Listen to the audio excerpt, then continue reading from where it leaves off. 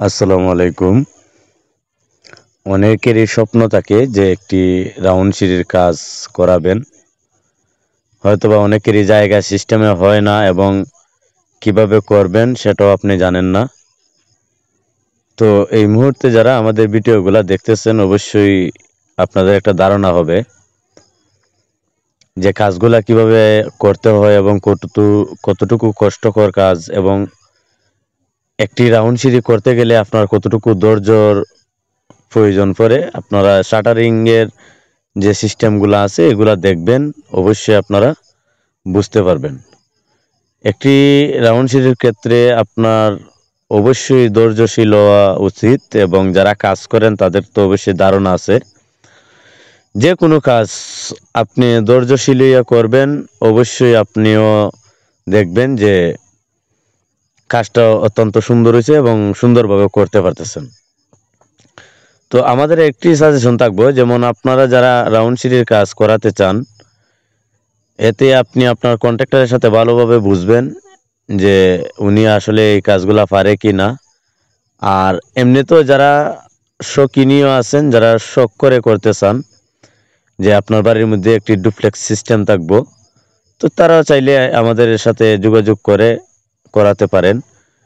কাজগুলা কিন্তু সবাই সব মতো করতে পারে না এবং এই কাজটি কিন্তু আমরা বরিশালে করে দিই।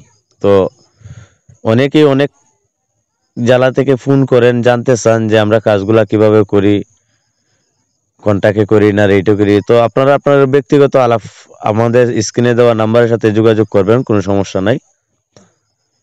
এখান থেকে আমরা যেগুলা শিক্ষণীয় আপনার ভিডিওগুলো আছে এগুলাই কিন্তু আপনাদের মধ্যে তুলে ধরি। তো অনেকে বাজেভাবে নেন বা নেওয়ার চেষ্টা করেন, সমস্যা নাই, কিন্তু আমাদের হাতের কাজগুলো আপনাদের যদি ভালো লাগে তাহলে আমাদের হাতে কাজটা দিতে পারেন। দেখেন আমরা এখানে যে রাউন্ডের কাজটা সেটা সম্পূর্ণই কিন্তু কাঠ শাটারিং এর মাধ্যমে করে থাকি এবং এমনভাবে করে থাকি পর্যাপ্ত পরিমাণ যদি আপনার ড্রয়িং না আর থাকে তবু আমরা জায়গা মাপ দিয়ে রাউন্ড সিঁড়ি কীভাবে করতে হয় সেটাও আমরা করতে পারি। আর যদি আপনাদের কাছে ইঞ্জিনিয়ারিং ড্রয়িং থাকে তাহলেও আপনি আমাদের সাথে দিতে পারেন, ইঞ্জিনিয়ারিং ড্রয়িং অনুযায়ী আপনার রাউন্ড সিঁড়ি করে দিতে পারবো। তো রাউন্ড সিঁড়ির ক্ষেত্রে একটা বিষয় মাথায় রাখতে হবে, যেমন আপনার এক পাশে বড় হবে আর এক পাশে ছোটো হবে। এক পাশের সাইজ একরকম হবে এবং আরেক পাশের সাইজ আরেক রকম হবে, কিন্তু শাটারিংগুলো কিন্তু অত্যন্ত গুরুত্বপূর্ণ। ভালোভাবে সুন্দরভাবে কিন্তু শাটারিংটা করতে হবে এবং যাতে আপনার শাটারিং প্লটটা যাতে সুন্দর থাকে এবং ভালোভাবে।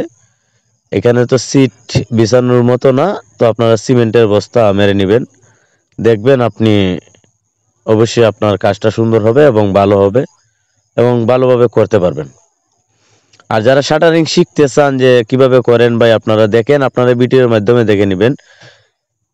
অনেক রাউন্ড সিঁড়ি এক মাপে হয় না, কিছু কিছু জায়গায় ভিন্ন মাপ আছে এবং এই মাপগুলা কিন্তু অবশ্যই বোঝা লাগবে এবং বোঝা উচিত। আপনারা যারা করবেন এই মাপ অনুযায়ী কিন্তু করতে হবে এবং আপনি আপনার জায়গা থেকে সম্পূর্ণ রুমটারে স্কোয়ারলি মাপ দিবেন, দেওয়ার পরে কিন্তু আপনি রাউন্ডের ফরকাটা ঘোরাতে হবে।